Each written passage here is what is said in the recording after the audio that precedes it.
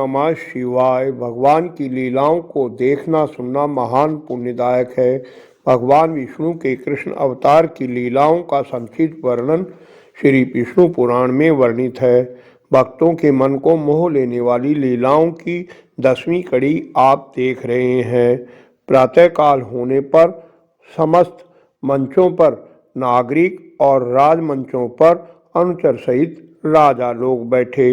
रणभूमि के मध्य में युद्ध परीक्षक और एक ऊंचे सिंहासन पर कंस बैठ गया। इसी प्रकार स्त्रियों के लिए भी बैठने की यथोचित व्यवस्था की गई थी।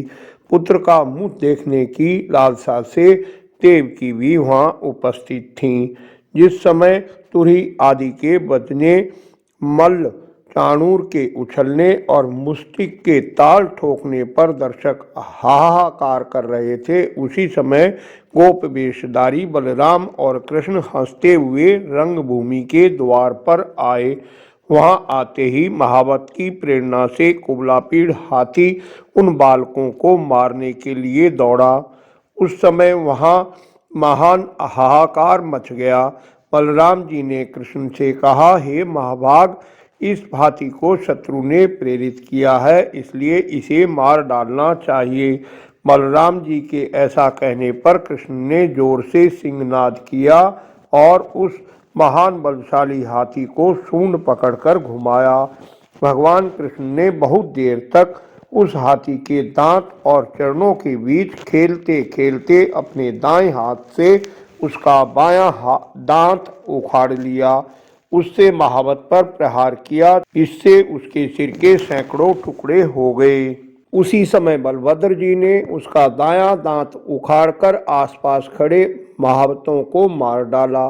इसके बाद रोहिणी नंदन बलराम जी ने रोषपूर्वक अति वेग से उछलकर अपनी बाईं लात उस हाथी के मस्तक पर मारी। इससे वह बलशाली हाथी कुबलापीड़ मारा गया।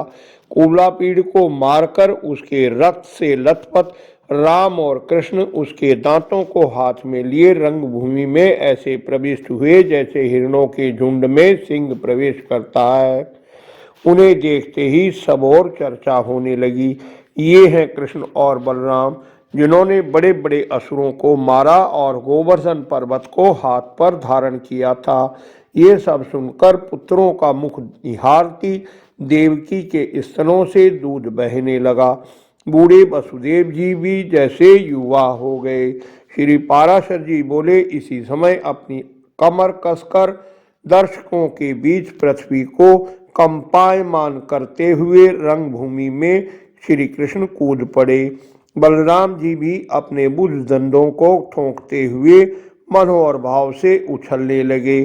श्री कृष्ण चाणूर के साथ और द्वंद्व युद्ध कुशल मुष्टिक के साथ बलराम जी युद्ध करने लगे।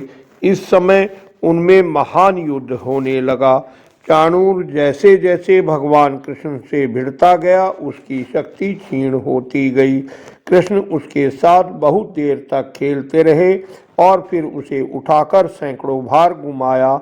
जब वह प्राणहीन हो गया तो उसे पृथ्वी पर पटक दिया। उसी समय बलराम जी ने उस मल्ल दैत्य मुष्टिक को बहुत देर तक खिलाकर उसके मस्तक पर घूंसों के प्रहार से मल्ल मुष्टिक को मार डाला। मल्लराज तोशल को भी कृष्ण ने बाएं हाथ के घूंसे के प्रहार से पृथ्वी चटा दी। चाणूर, मुष्टिक और तोशल के मारे जाने पर सब मल्ल वहां से भाग गए। तब अपने साथी गोप बालकों को रंगभूमि में लाकर कृष्ण और बलराम उनके साथ उछल उछल कर खेलने लगे। उस समय क्रोध से भरे कंस ने आज्ञा दी, कृष्ण के साथ जितने गोप बालक खेल रहे हैं, इन सबको पकड़कर मार डालो, इनकी गौएं और धन छीन लो। पापी नंद को लोहे के खम्भों से बांध दो और वसुदेव को भी मार डालो। जब कंस आज्ञा दे रहा था, श्री कृष्ण हंसते हंसते उछलकर उसके पास पहुंच गए और शीघ्रता से उसे पकड़ लिया। उसके केशों को पकड़कर पृथ्वी पर पटक दिया और स्वयं भी उछलकर उसके ऊपर आप भी कूद पड़े।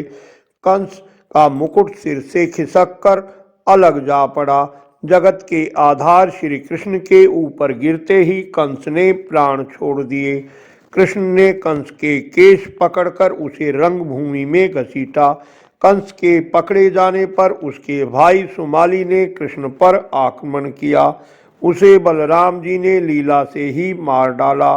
वसुदेव जी ने श्री कृष्ण को पृथ्वी से उठा लिया और आर्त भाव से नतमस्तक हो उनकी स्तुति करने लगे। आगे की कथाओं को देखने के लिए आने वाली वीडियो देखते रहिए। वीडियो पसंद आई हो तो लाइक करें, मित्रों से शेयर कर धर्म के भागी बने। निरंतर जुड़े रहने के लिए चैनल को सब्सक्राइब कर लें। धन्यवाद। आपका कल्याण हो।